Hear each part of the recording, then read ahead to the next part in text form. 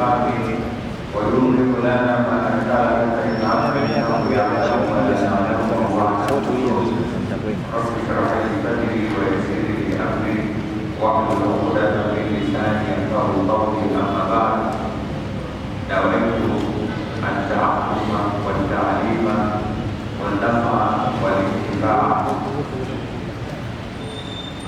السلام عليكم ورحمة الله وبركاته.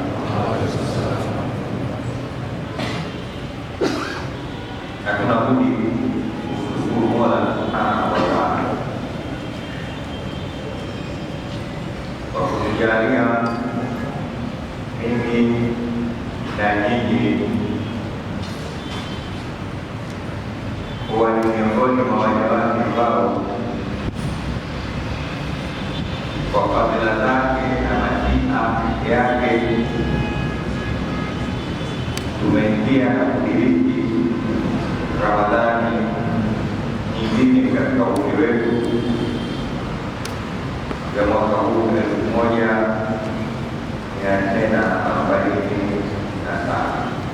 sawasawa na 2026 tusemea kabisa. Mwenyewe anasema mashiatullahi la yatabaddalu wa qadahu la yatabaddalu, matakwa ya Mwenyezi Mungu haibadiliki na barabara yake haigeuki. Wenzetu wengi tulikuwa nao mwaka jana na mfululizo umeendelea tukiwazika wengi tu tunafika mwaka jana tulikuwa nao hapa. Mwenyezi Mungu awafikirie, lakini wengine wamehama mjini, lakini wengine wapo leo hii tangu kuachana mwaka jana mwezi 27 leo wanawake. Kwa hiyo tunakutana tena katika kazi zetu tulizokizoea kwa muda mrefu kama kujeinuka mipango yake tumeanza sana. Tumeingia katika Ramadhani nyingine. Ningependa kabla ya kusoma japo haya moja katika sura Nuh, tafsiri yetu ya leo, kwanza niwapongeze kwa Mungu kuwakadiria nyinyi na mimi kuingia katika Ramadhani. Bwana tunasila ndogo alhamdulillah. Siku moja tu kwa kufunga, siku moja kulillah, siku moja tu anayepambana na moto wa jahannam mwendo wa miaka 70. Kwa hiyo alhamdulillah na furahi kuingia katika Ramadhani, na sio kufurahi tu, tuendelee kuipokea Ramadhani kwa roho zetu, tuzitangulize zaidi roho, tuyaelekee zaidi katika muda huu wa Ramadhani matakwa na malengo ya roho zetu kuliko matakwa na mahitajio na malengo ya miili yetu. Wanadamu wana roho na mwili. Kitaka kufaidi Ramadhani, usahau mwili wako na upe thamani na kipaumbele roho yako. Semeni inshallah.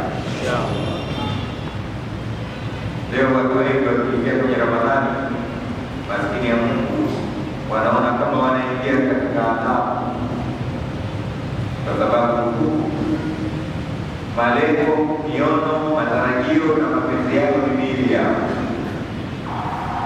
Basi Ramadhani inakuwa ngumu, Ramadhani inakuwa shida, Ramadhani inakuwa ni kipindi kama vile kutokea. Lakini kama unatanguliza roho, utopenda Ramadhani yote. Na ukweli mimi na wewe tunatupa thamani kidogo kuliko miili yetu. Zaidi ya mara milioni tukasema kwamba faanta birudi la jismi.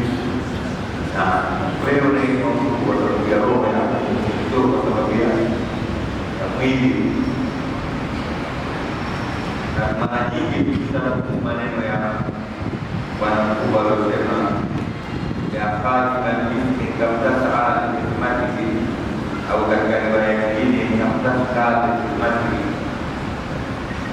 ataqulu ribha bima fihi khusran, inham ila ruhi wa tasbih fadhila fa anta au fa innaka bi ruhi la bismi.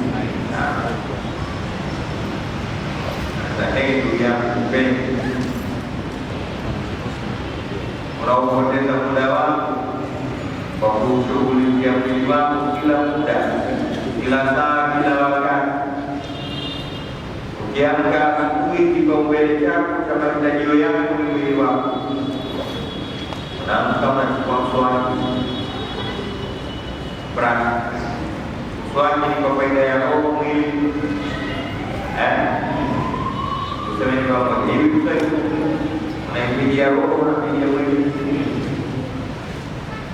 Unachukua maji na sabuni na kitambaa, unafuta uso wako, maji yale na sabuni na kitambaa kile kwa ajili ya roho au mwili.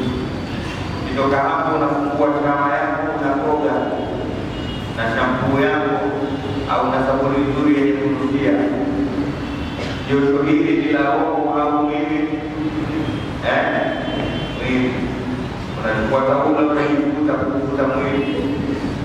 Unatafuta msuli au nguo nyepesi, unakaa kwa ajili ya breakfast, kafu kidogo na viazi na mayai omelette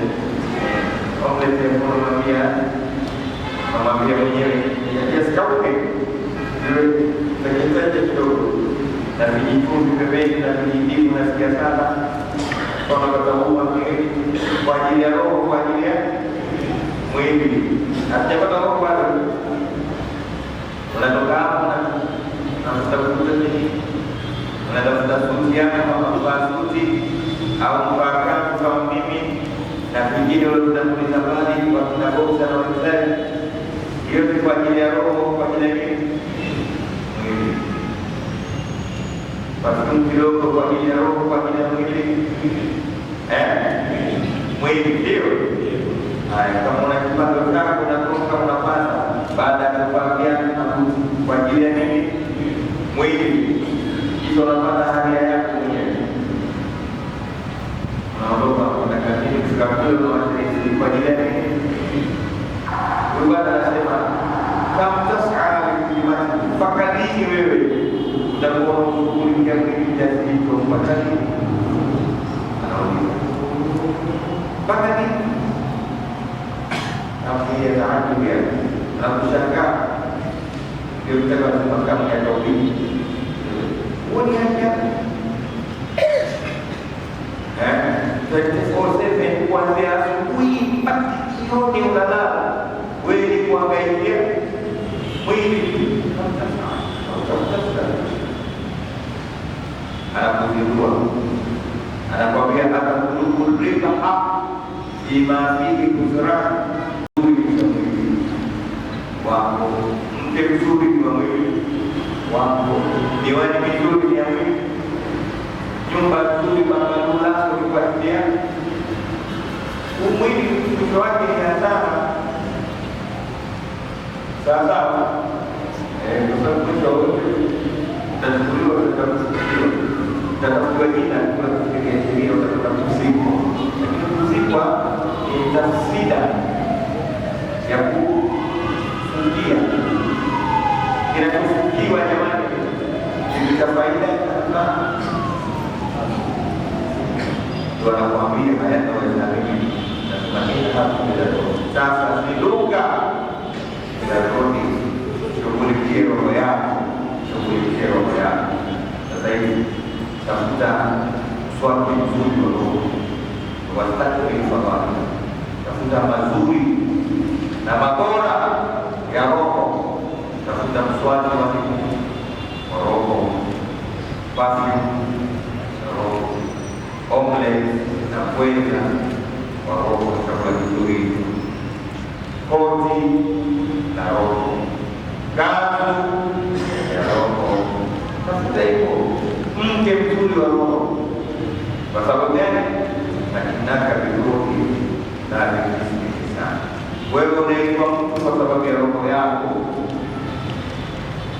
unathamilika kwa ajili ya roho yako, sio kwa sababu ya mwili. Mwili ndio maana ukifa sisi kama tunaonekana mwili wa marehemu Daktari. Mwili wa wewe kuna mbavu mwili wa marehemu kuna mwili na marehemu mwenye marehemu nani? Marehemu ndo nani? Marehemu ndo ile roho. Na hiyo ndio neno la Mungu. Maana makumu ile roho. Ikiondoka ile roho, hiyo haikali yako au mwili wako au nafasi au thamani. Lakini itakapokuwa umeishughulikia vizuri roho yako na ukaitekelezea mahitajio yake, hata mwili huu hauzeeki, hauumwi, hauozi.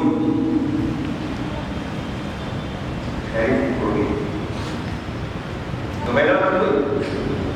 Tutakapoamua sasa mimi nashughulika na roho, ukaipa chakula chake, roho ukaipa mavazi yake, roho ukaipa maji yake, roho ukaipa manukato yake, roho ukaipa mkewe, roho ukaipa.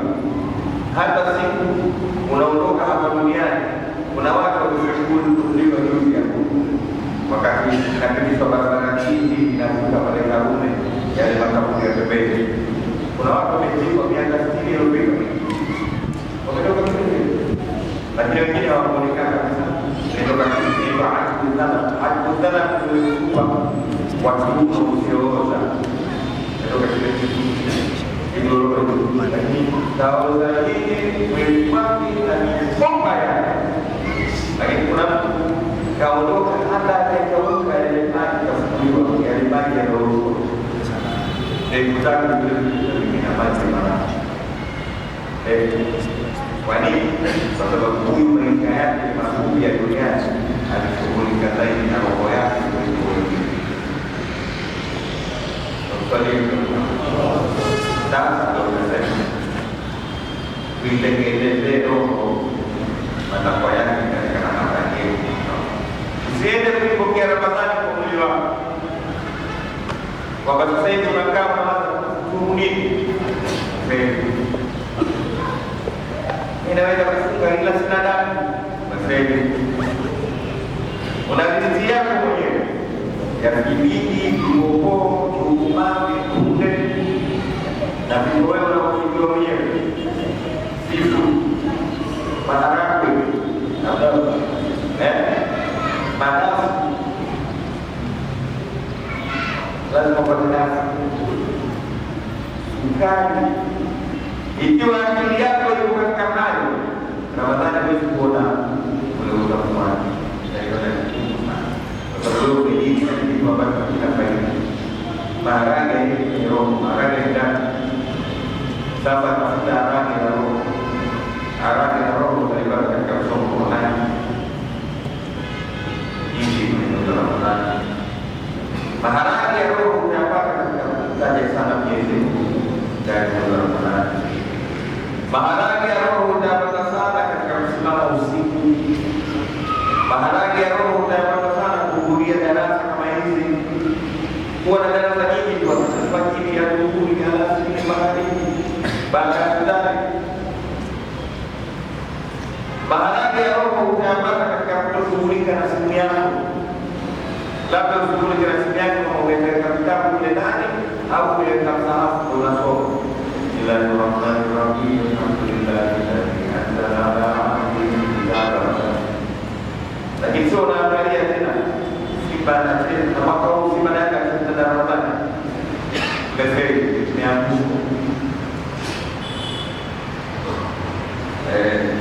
Ibada yake anasema kule kwa ndani ya Ramadhani. Dari moja mtapata Ramadhani. Kwa nini mmekiwa hivi? Ili mchanganyikio jehanamu kwa sababu ndio uchafu kwa tena. Tunataka baada ya kusema kwa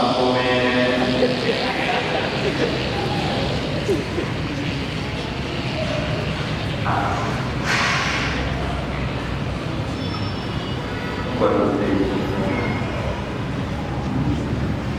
Kuna watu kujipumbaza wanaweka mpaka mambo ya kila Ramadhani. Juzi nimeona kwa Ramadhani kama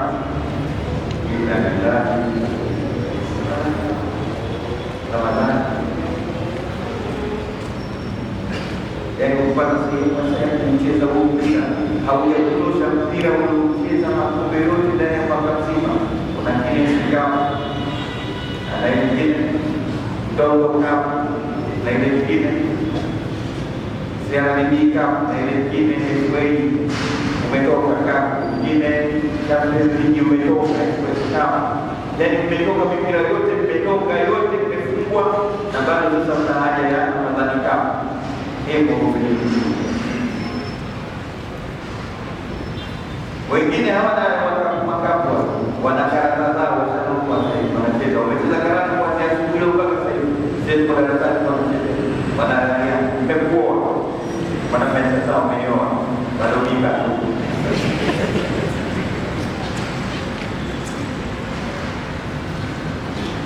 dengan kira-kira dia ini kita lalu mustaqim fawah baiknya min ruhi la bismillah ile kero nakamilisha mazuri ya roho kwa sababu wewe unakuwa binadamu kamilisha matakwa ya roho. Mwaka mmoja nawakumbusha kama nimesahau, tuliingiliwa na moto kubwa iliyoifanya dunia ikasimama kwa miezi kadhaa ndani ya mwezi wa Ramadhani, nalo ni korona. Na Mungu anakupa mengi hapa tunasema darasa zote zilifungwa na dunia nzima kama mmesahau 19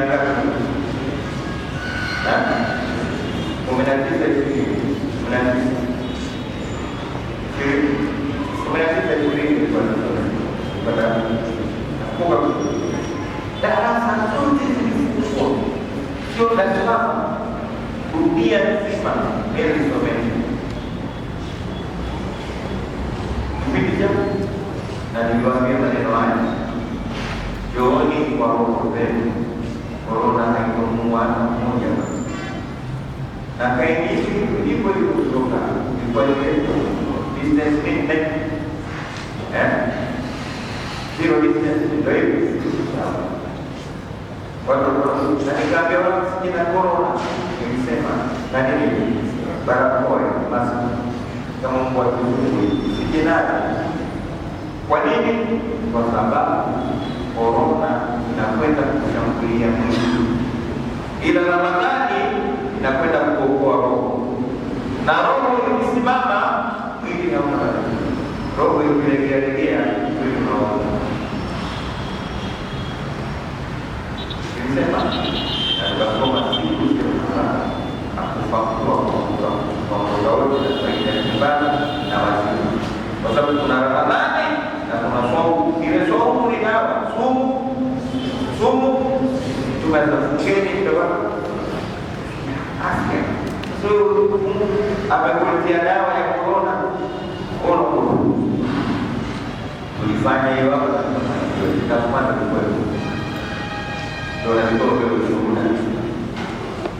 Ndio lazima mambo ya kwa hata nyinyi mlifika.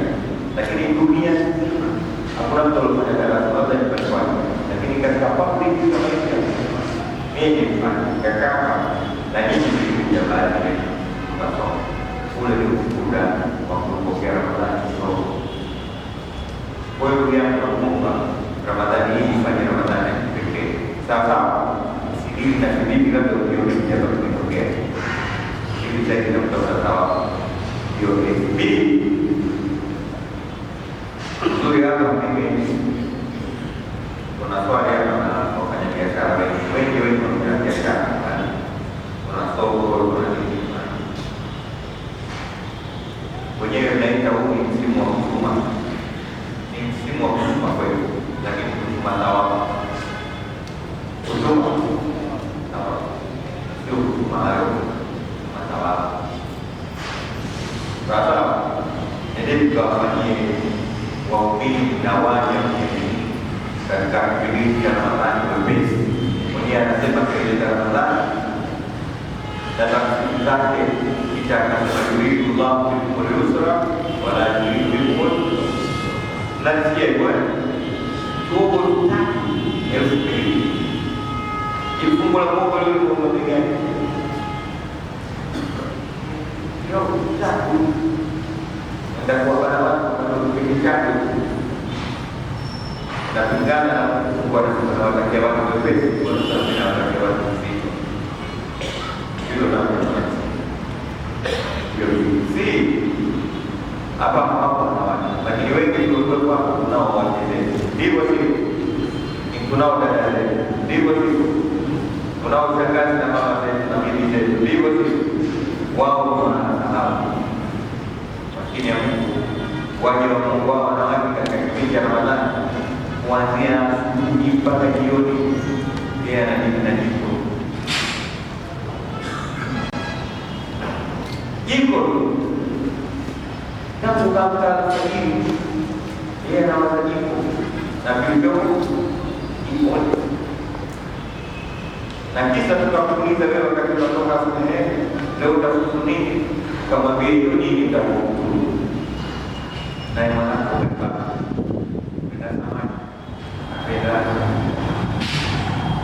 nyama, anapenda kuku, anapenda vileja, baadhi ya baadhi anataka nyeupe, baadhi ngoja nasi mpaka kupata rangi nyeupe. Basi sisi zile zingine sijui. Kwa hiyo wanapokuwa anakuogopa hapati wakati wa kufika tasbihi, anasema astaghfirullah, astaghfirullah, astaghfirullah, astaghfirullah. Hapati nafasi ya kushika msahafu na kusoma bismillahirrahmanirrahim ila waqatil waqi'a laisa lawaqatil hadha. Anakuwaza wewe mtu unataka kileja,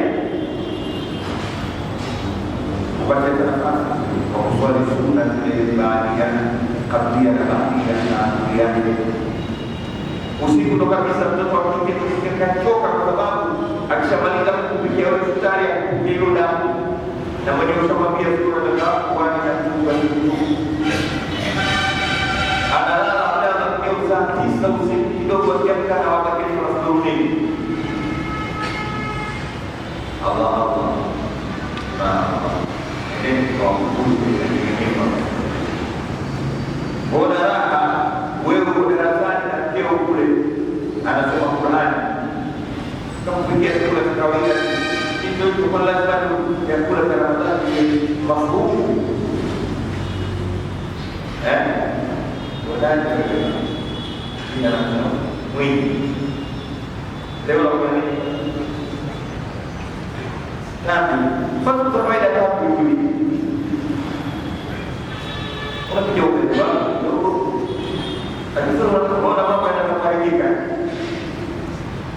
Mmenielewa hivi? Tunazungumza sana, lakini cha mwisho sio muhimu.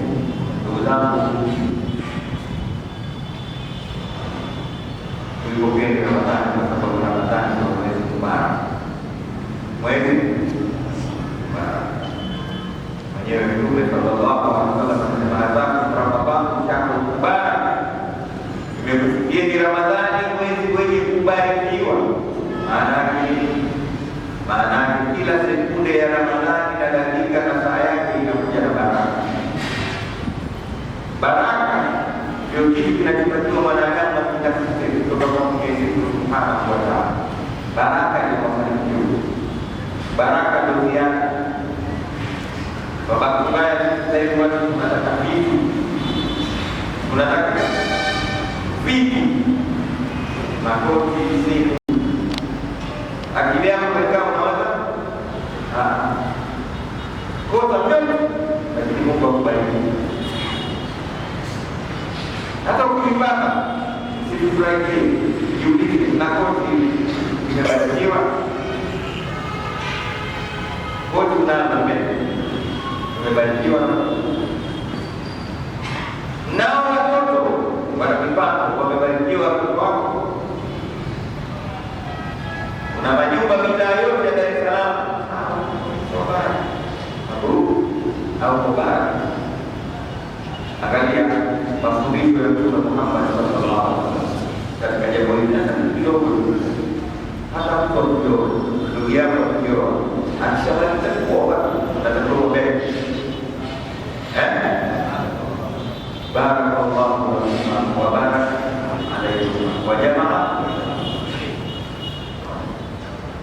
Mwombeni wazee walio wawili, Mungu akubariki wakati wote.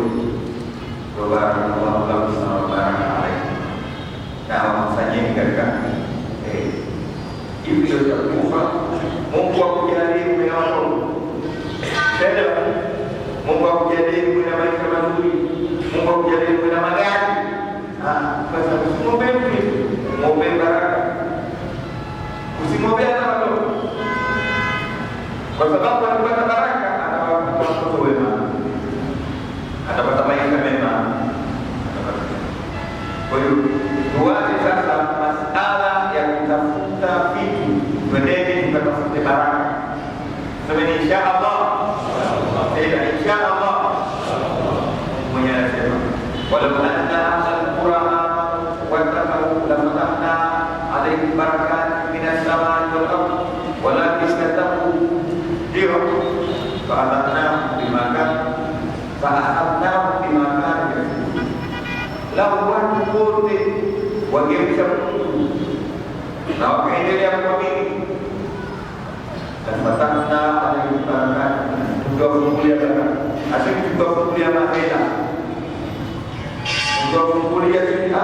Lafatahna alaihim barakatin minas samai, tukawafungulia baraka kutoka mbinguni na ardhini.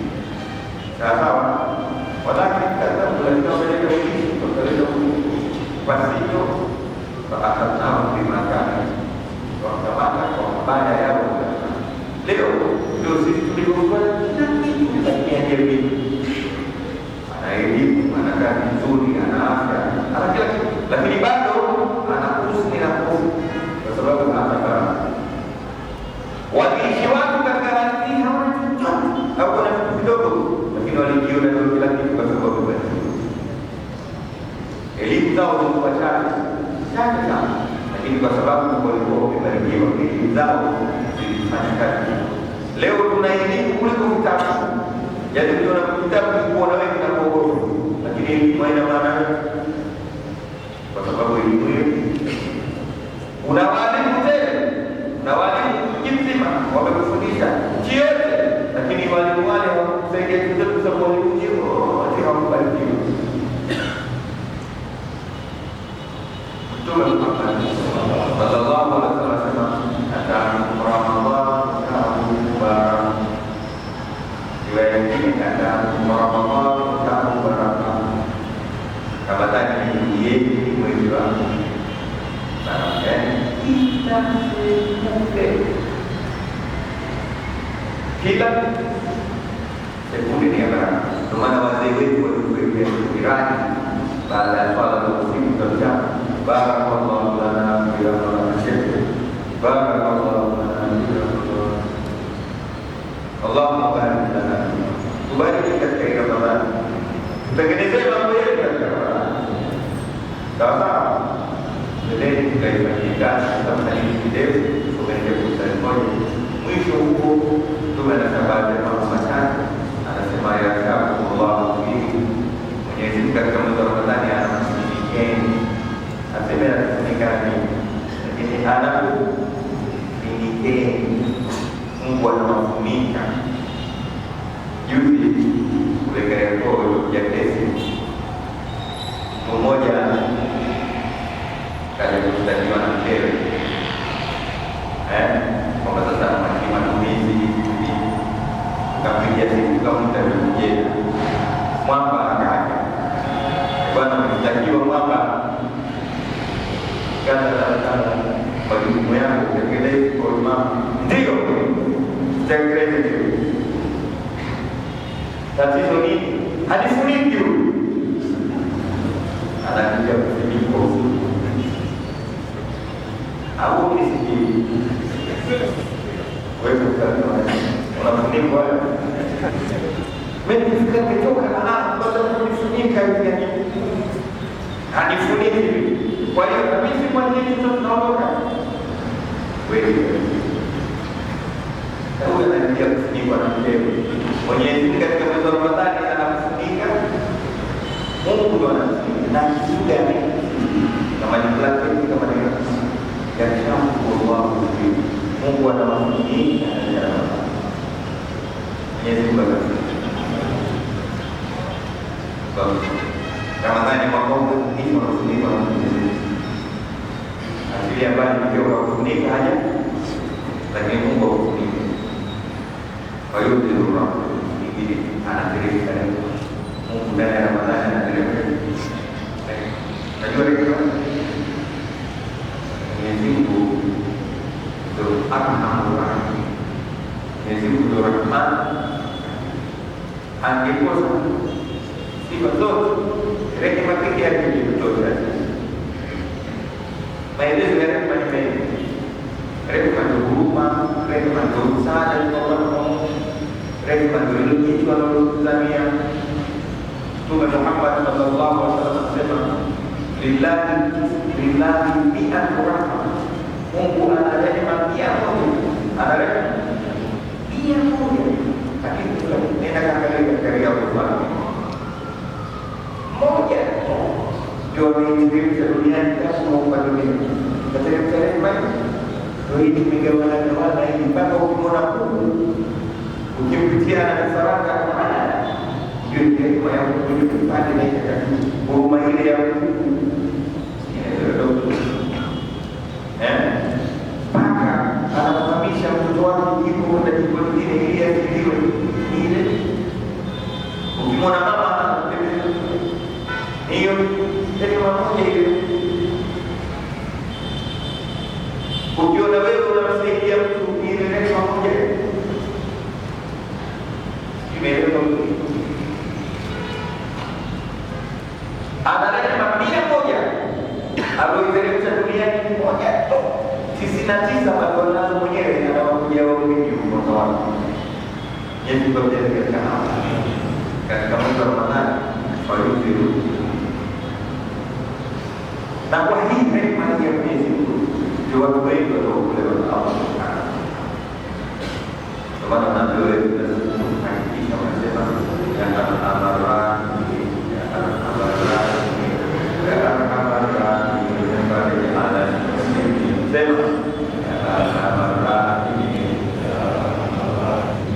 ya al-amara siku beti zake zimeandikiwa na Mungu. Wewe kujua zaidi wazee wetu wanatuambia hakikisha katika ndani basi imani, kwa maana ya kila siku sema ya al-amara kita marahnya dengan nafsi marahnya doa ini maisha wanadamu na Mungu maka mpaka jioni tunasema ya Allah ya Arhamar Rahimin. Mtume Muhammad sallallahu alaihi wasallam mmoja alimuona binti yake na nafaa kutoka hali ngumu hii David fantastic kidogo. Akamwambia nataka nikusomeshe dua wewe. Ukisoma ile dua mambo yako yatakuwa na dua ya Muhammad alijibiwa na kazi akamwambia Mtume sallallahu alaihi wasallam baba nisaidie kwa kunisaidia. Dan kapenda membantu msaada wako wote katika kazi zako na maisha yako. Allahumma ya awwal al-awwalin wa ya akhir wa ya zawwal al-banin wa ya rahman wa ya arham wa ya salam. Mati itu semua ada wewe. Mambo ya kidogo. Allahumma ya awwal al-awwalin wa ya akhir wa ya zawwal al-banin wa ya rahman wa ya salam.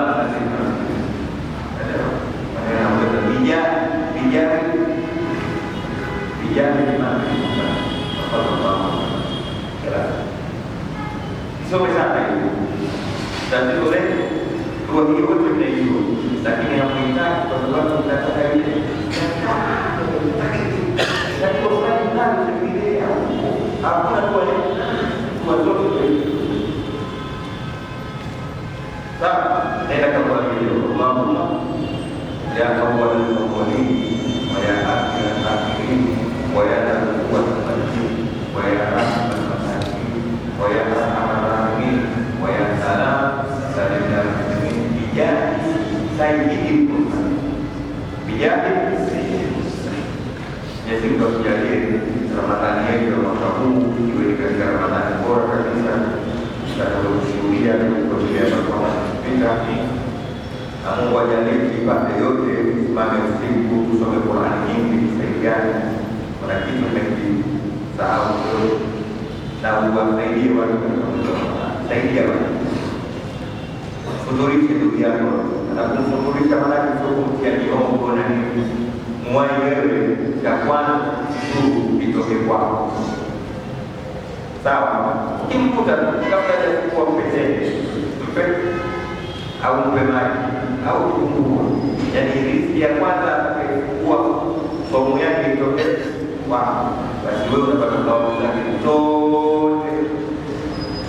Thawabu zake kama anazo maana kinaonekana hapana kuelekea sababu kutoka na nia yako. Lakini kama anazo zile thawabu zote unazipata wewe na yeye hakupungiwe na hata kwa hiyo tunataka kushana. Na ndio maana tunaona wazee wetu zamani mambo mengi kutoka kwa sisi watu wote walikuwa wanakurudi, watu wote wanakurudi ni mabara sana kwa sababu hii atakayepita hapa hivi. Lakini mambo yamebadilika kwa sababu kuna baraka, watu wote tunafuru ndani ya ndani. Maana nyumba ina ndani na ile ndani ya nyumba ina ndani yake. Tena familia moja. Familia watu wanafuru na waongee hivi. Sasa watasikio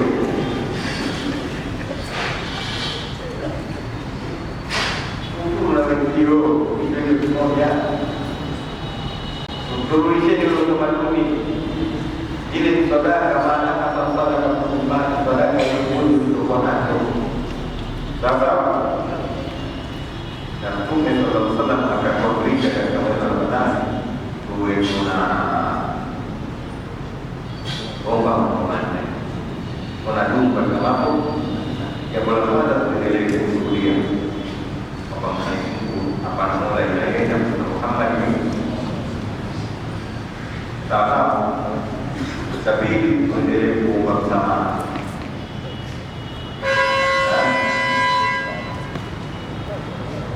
Syabala la ilallah tapi Alhamdulillah kata jataku as'alukan jannata jannah Allahu bika minan hati.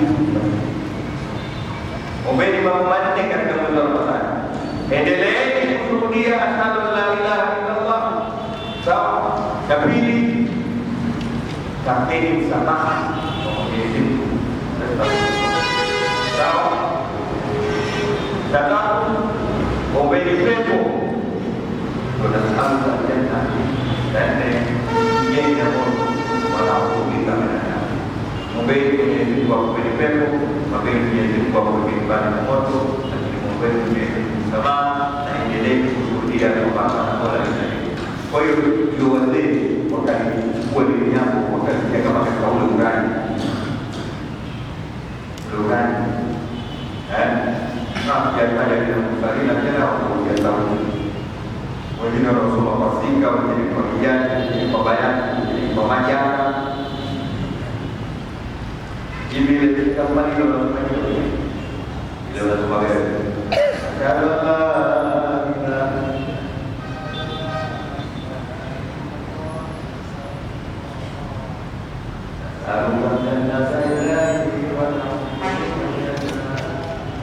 hiyo ni ndio sika basi ndio kipata ijana, lakini usome kwa kudumu kwa kwa utulivu na kwa kupata na moyo wako.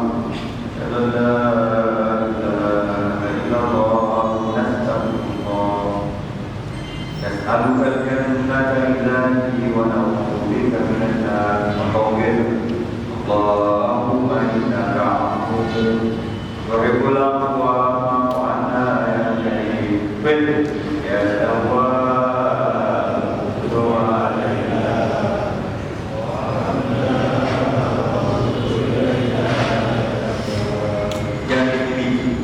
jadi ini pemain itu yang Muhammad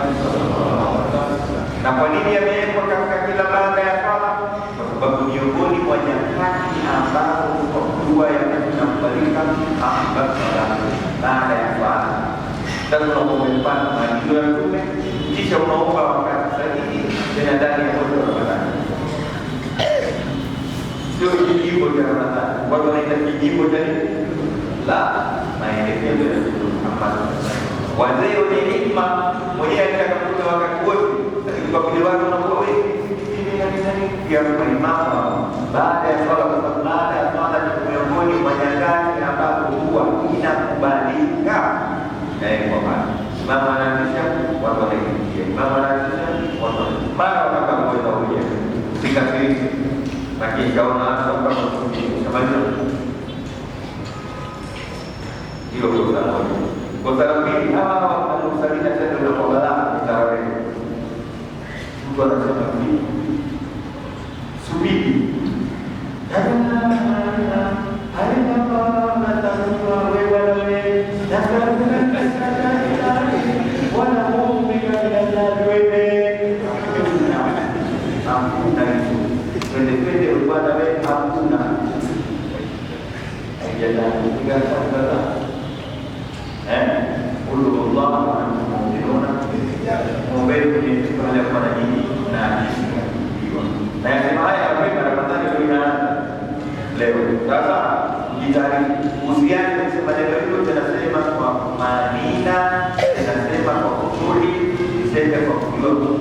anakujibu kwa Mtume Muhammad sallallahu alaihi wasallam alipoita.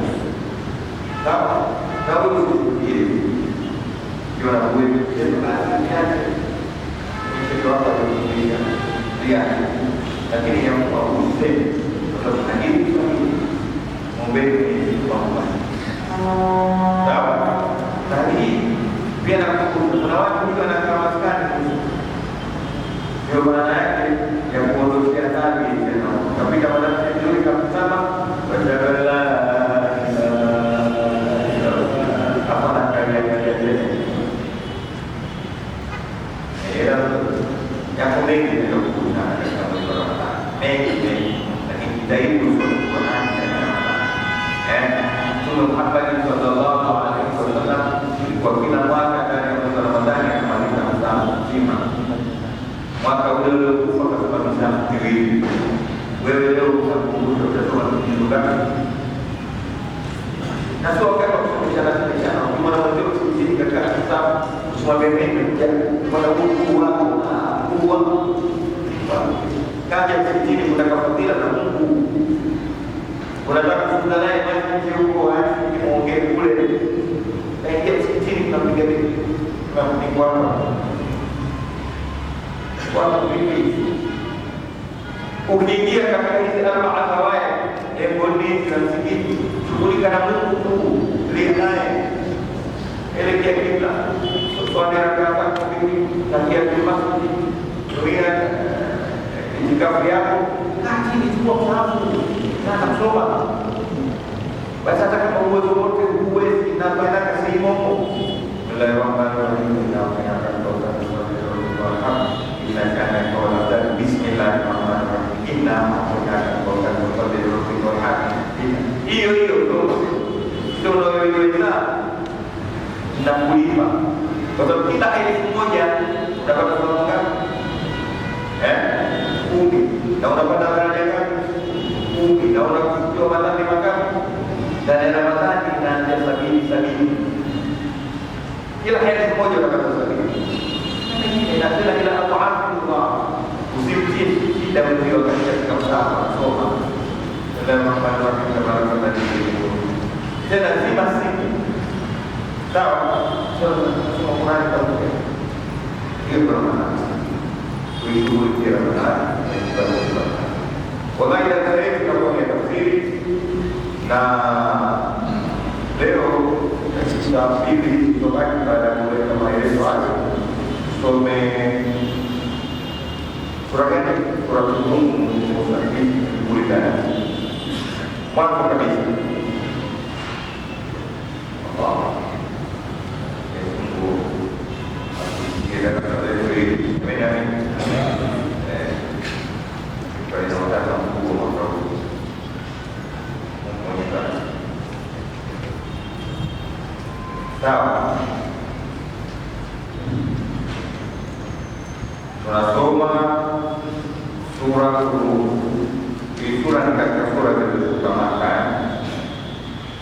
wakati Mtume sallallahu alaihi wasallam bado alihamia Madina, na ina aya 60 na inaitwa sura Rum. Roma, Kiswahili Rumi, Roma ile Roma ya Italia. Jarabu inaitwa Rumi. Na taifa linaitwa la Warumi wa Roma. Hawa ni watu waliokuwa walimwamini na aliyobadilisha kufanya Wakristo. Sawa, manufaa ni baadhi ya Wakristo wanasema Wakristo kuna vile sana Wakristo ni wa Roma na manufaa siku sana nende katika kitabu cha Mwanzo mjadala, lakini watu walioamini na Yohana Maria na Yesu wakati yake kwa wakati huo ilikuwa hapo wapi? Roma kali. Ni taifa ambalo kwamba lilitawala kwa muda mrefu sana na lilikuwa lina nguvu na kutoka Ulaya katika kama mashariki ya kati ya juu ikachukua nchi zile za Sham zote. Sawa, sema Sham kama vile Syria, Palestina, wapi Lebanon, sawa-sawa, na nyingine ya Jordan, kwa inapeleka kwa Jordan, na wakati huo ukawa wapinzani wao wakubwa ni Wafursi ambao tunaweka Waajemi. Wafursi ni wale watu Irani, Iraki, kwenda huko, nalo likuwa ni taifa moja kubwa sana. Sawa, na tofauti yao wale Wairani au Wafursi wakati huu kwa hivi kisa tunataka kukieleza, walikuwa wengi wao ni majusi, maana ni watu wanaoabudiwa na mwezi na moto, yaani wanaabudu moto, mwezi, jua, kibatari, taa kama hiyo hapo ndio kwa mtu anasujudi hiyo kwa ndio Mungu wake. Au kwa taifa la Mungu na mpaka leo bado wanaokuwa wale waadili wa Mungu ndio hapo ndani maburushwa. Sawa, tutasoma kisa kidogo hapo baada ya tano na kidogo. Kwa hiyo sura hii inaitwa sura ya Warumi. Ndani ya Biblia iko Warumi hivyo ndio na sisi tunao na uwa katika nasema inaitwa kama kawaida. Sura nyingi zilizofunga Maka zinakuja sehemu kubwa kuthibitisha uwepo na uwezo wa Mungu. Kwa sababu kipindi kile ndio kwanza Mtume sallallahu alaihi wasallam anaanza kazi yake. Kwa hiyo hakushughulika na kuswali zaidi, hakushughulika na kufunga, hakushughulikia kuhiji, hakushughulikia zaka sana, alishughulikia watu na hii ni moja katika ya kufanya kazi ya dawa. Leo dawa inakuwa haipiti, watu hawaelewi, kwa sababu badala ya watu kuwaeleza kwamba huyu Mungu nani, mtu anamkandamiza mwenzio kuswali. Swali anakuja swali funga kile ukana alafu asubuhi mpaka sasa hujakula yapodoka tena unakumbuka katika siyama juu kwa nani unamwambia kuna siyama na somo hivi tofauti. Siyama Mwenyezi Mungu anataka uwe na siyama, sio somo wewe kutiba alaikum ya hakusema kutiba alaikum kwani ndio tajiri somo ni mtu kujizuia kusema ini nadhamu ya Rabbani fala tukalima leo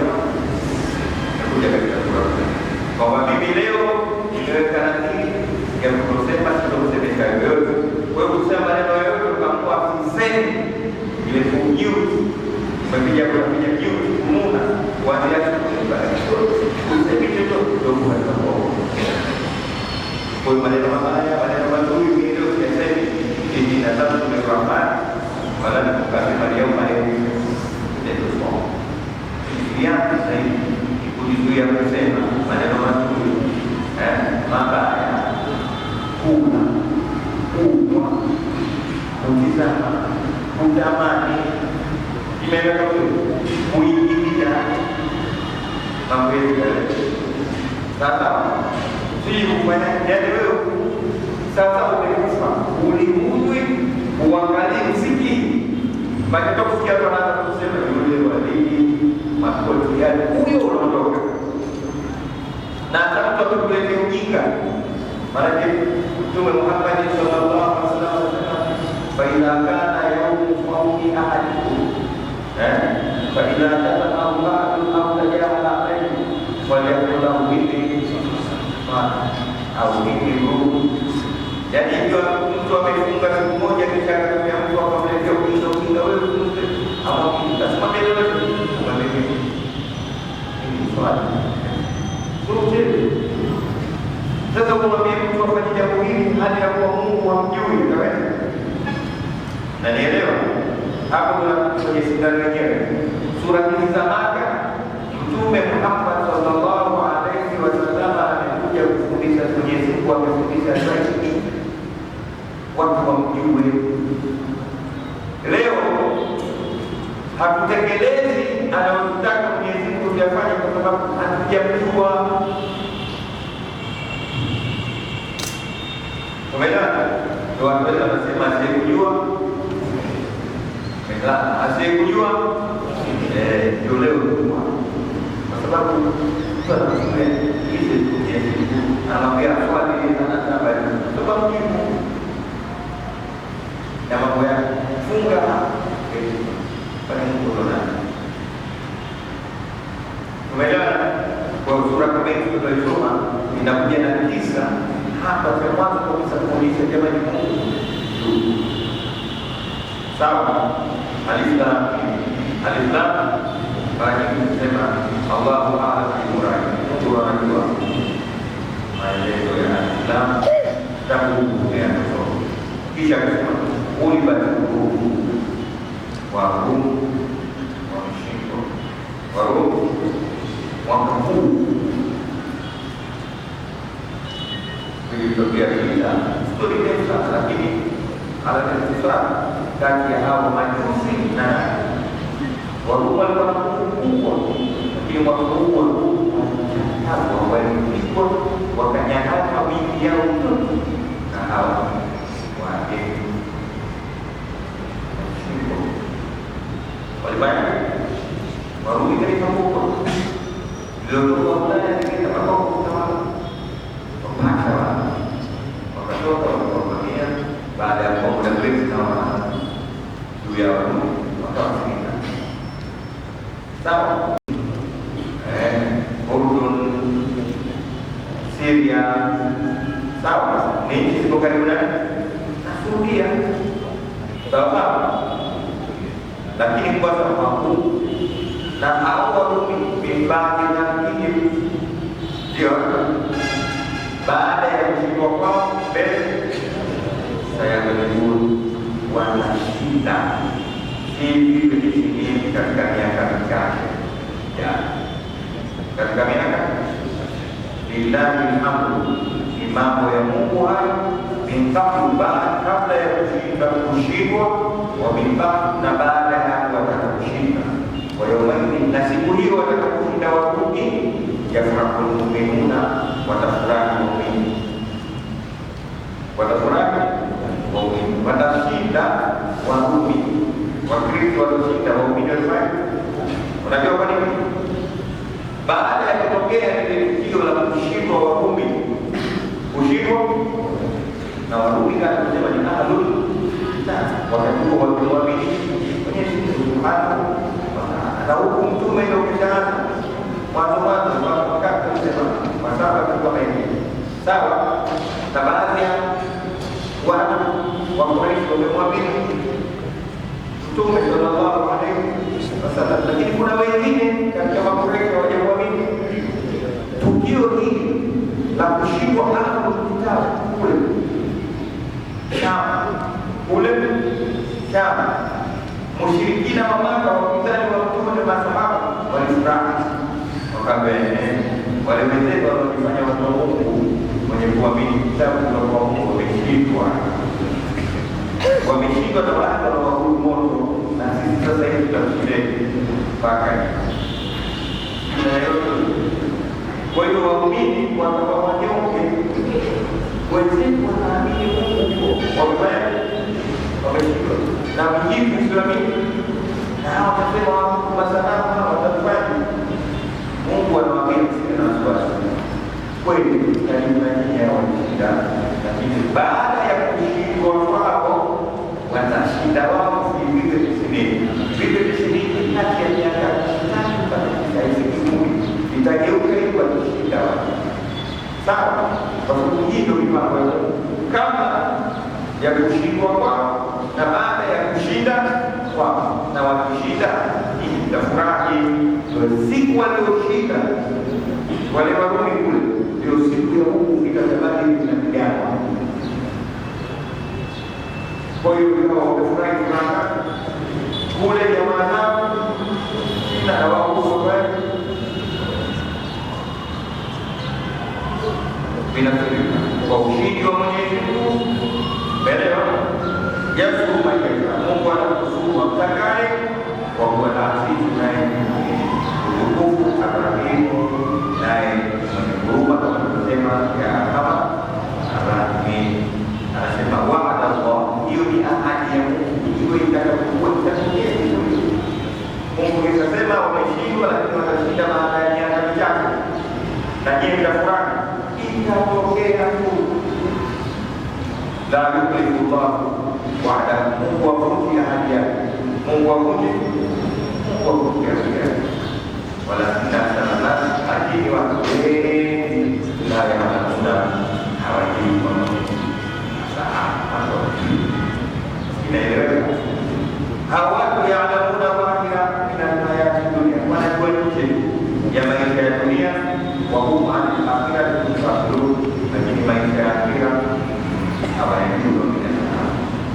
Hiyo tunataka meleka ni kwamba huko nyuma ile historia hiyo, Rumi ni taifa kubwa, ndio hao Katoliki, ndio hapa Katoliki na Waromani walishindwa baada ya kuwatawala kwa muda mrefu, kwa kuuliza na wakulima mbaya vijiji karibu 300 vilitekwa na wakachukua wakati huo habari zilifika Maka, masahaba pamoja na Mtume Muhammad sallallahu alaihi wasallam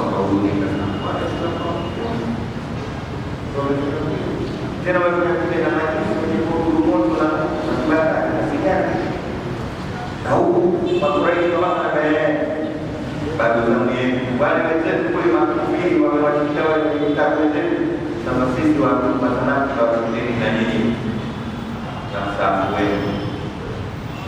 Mungu atabadilisha kutokea, lakini hao waliokuwa wanashinda tena vile kati ya miaka 3 mpaka 9 na wakishinda na nini mtafuta. Wanakwambia wana historia, ikatokea tukio hili kama alivyoahidi Mwenyezi Mungu ile siku ya Kiyama. Ule Roho wanashinda na huko Waislamu 500 na Mungu anawashinda watu 1000. Niwaambie yote aliyosema Mwenyezi Mungu Subhanahu wa Ta'ala, la yukhlifu Allah, Mwenyezi Mungu anafanya sio itatokea hivi yakitokea hakitotokea. Lakini tatizo mmoja anasema watu wengi hawajui kunajua mambo kwa akili. Hata ukikaa mtu ukimwapilia mkudumu na kibao yake kadha wa kadha, yeye haya utaona nini mkudumu zimekuja hizi mwanzo hapo taswala kijana teremka bana kuja ili watu wakitishia yaliyotokea kwa kufiri kumwabudu Mwenyezi Mungu anajionyesha ukubwa wake. Na sisi tunasoma katika kipindi kama hiki cha Ramadhani kujua kwamba Mwenyezi Mungu yupo ndio katika Allah wa rasuluhu Rabbana fa'alna bima 'allamtana Rabbi fa'alna wa fa'alna